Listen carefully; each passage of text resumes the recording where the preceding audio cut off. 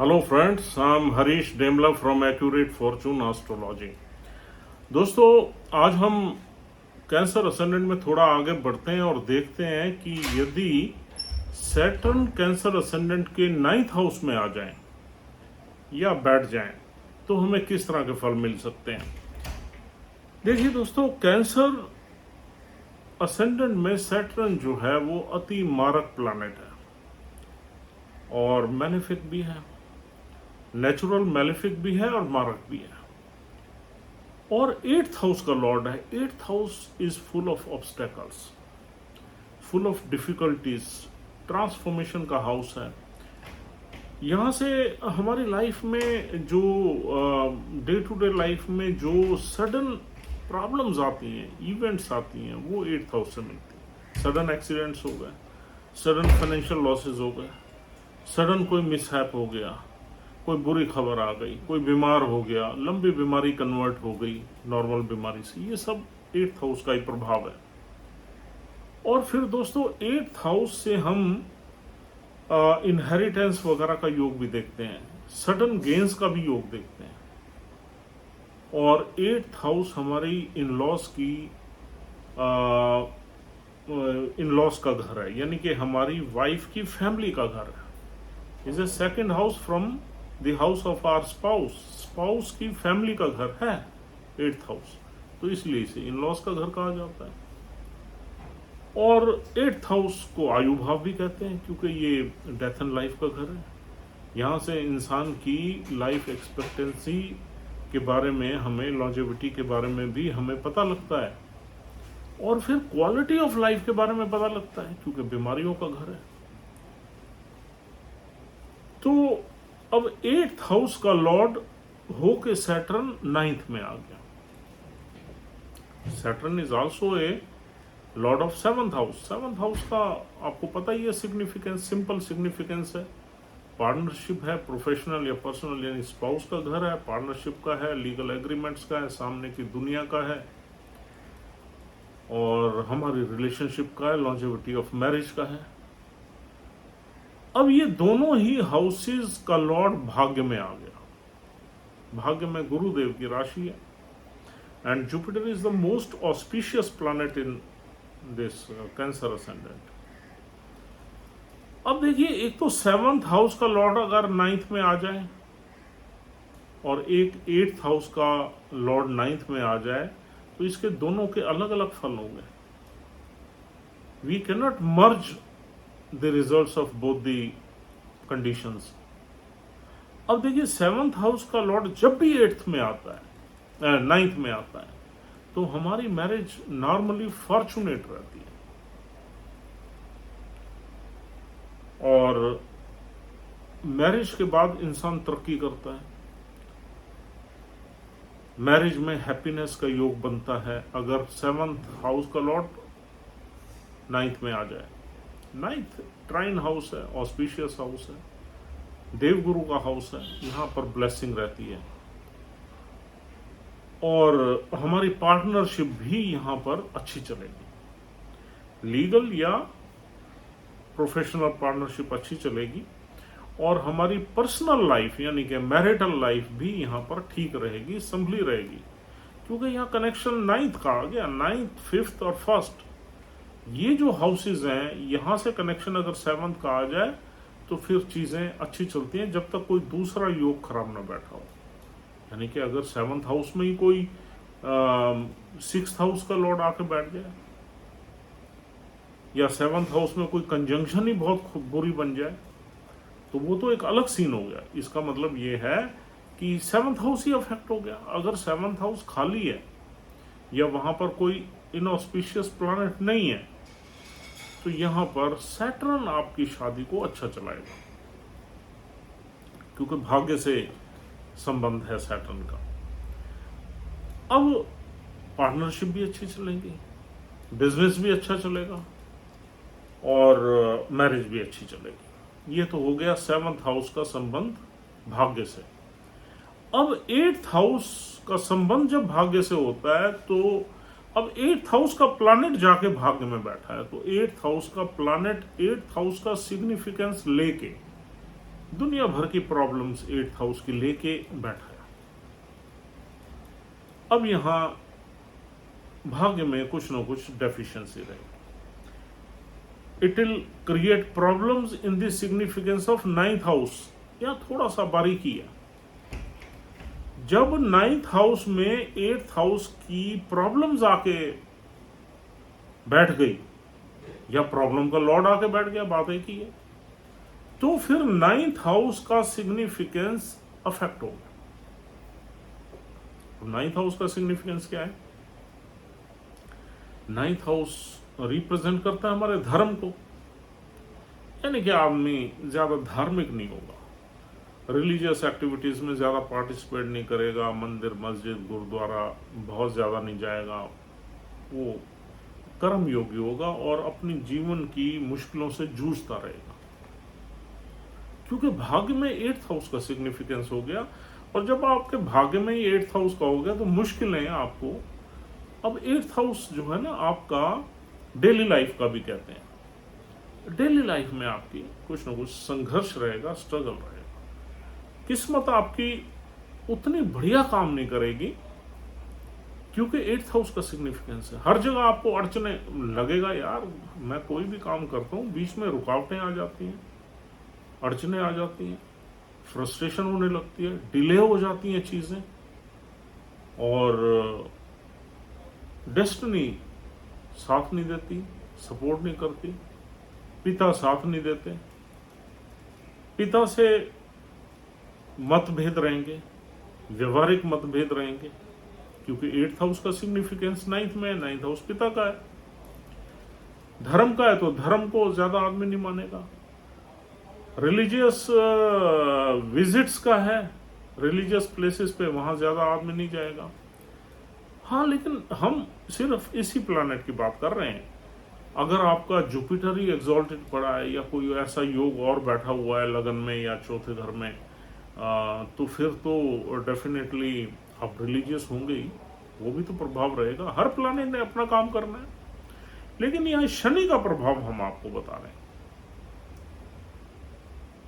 और foreign travels आपकी late life में रहेंगी, 32 या 36 साल के बाद आप इंटरनेशनल ट्रेवल्स में जा सकते हैं, क्योंकि ये शनि है, इंटरनेशनल ट्रेवल्स का घर है। हायर एजुकेशन में प्रॉब्लम्स रहेंगी, डिले रहेगा।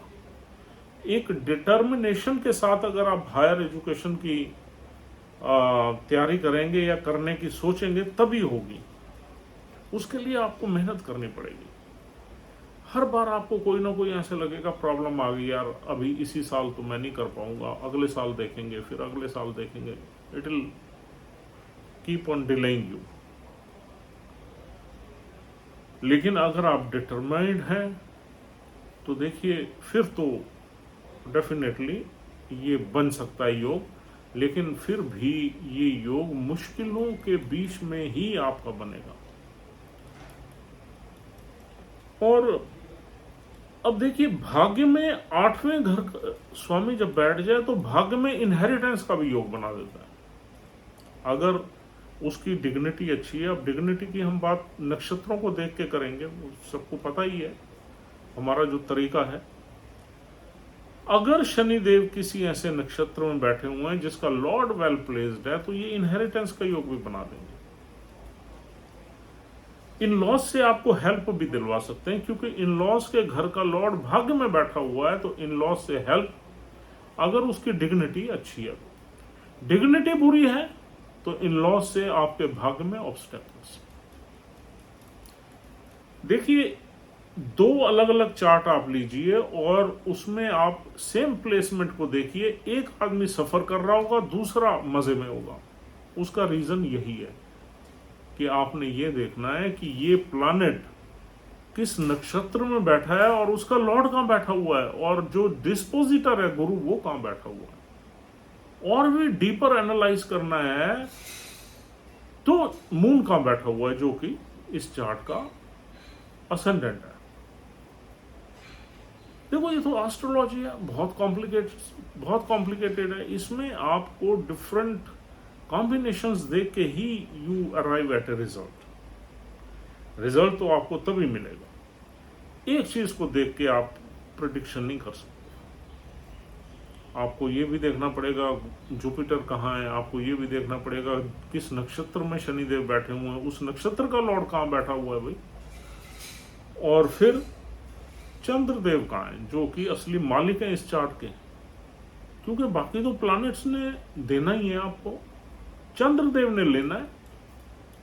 Moon is the ascendant who has to receive the benefits और negative things from the other planets depending on their placement. अब लेने वाला आदमी मजबूत होना चाहिए। अगर लेने वाला आदमी ही मजबूत नहीं है तो वो ले कैसे पाएगा, उसकी पोजीशन ही अगर वीक है।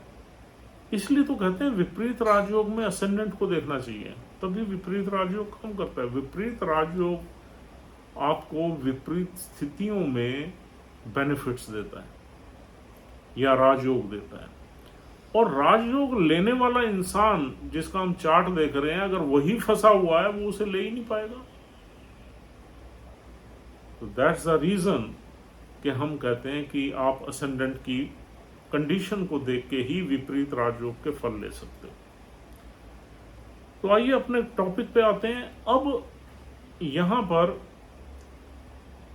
इनहेरिटेंस का योग बन सकता है, इन लॉस से पैसे का योग बन सकता है, ज्वाइंट एसेट्स जो वाइफ के साथ है उसका पैसे का योग बन सकता है, पिता से भी इनहेरिटेंस का योग बन सकता है, बशर्ते ये शनिदेव किसी ऐसे नक्षत्र में बैठे हुए हैं जिसका लॉर्ड बहुत अच्छा बैठा हुआ है। और यहां बैठे हुए शनिदेव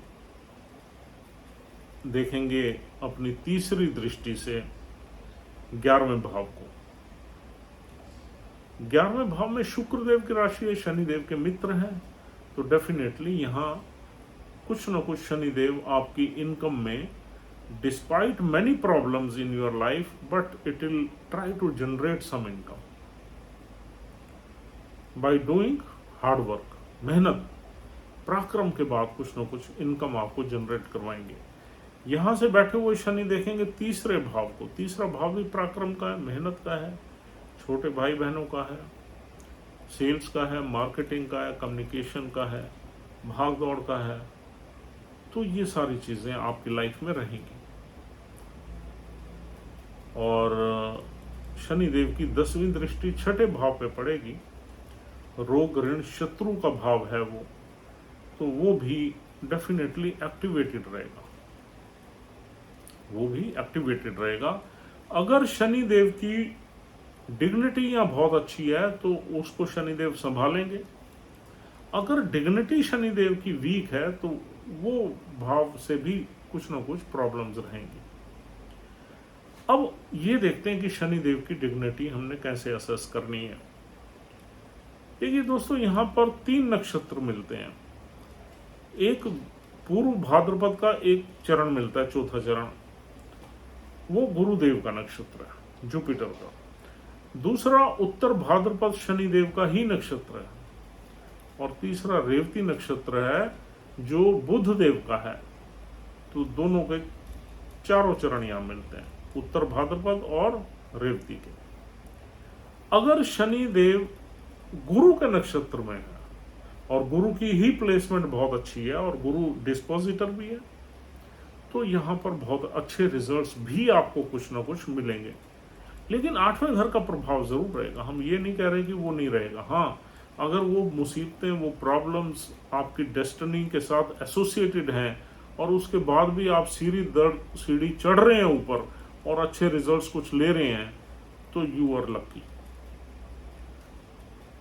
और वो होगा तब जब गुरुदेव की पोजीशन अच्छी होगी चार्ट में। और दूसरा नक्षत्र है शनिदेव का अपना ही, उत्तर भाद्रपद, उसमें किसी को देखने की जरूरत नहीं। इसका मतलब उत्तर भाद्रपद में अपने ही नक्षत्र में शनि बैठे हुए तो जरूर ब्लेस करेंगे आपको।